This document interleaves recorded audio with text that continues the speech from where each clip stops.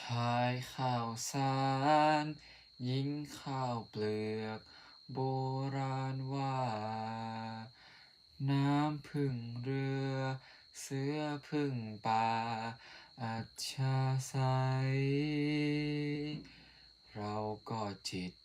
คิดดูเล่า เขาก็ใจ รักกันไว้ดีกว่าชังระวังการ ผู้ใดดีดีต่อ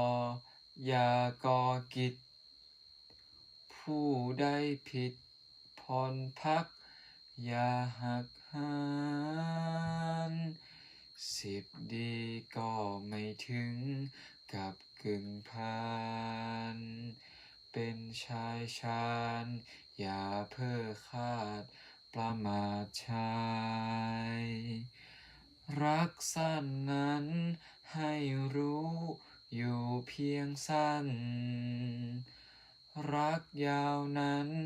อย่าให้เยินเกินกฎหมาย มิใช่ตายแต่เขาเราก็ตาย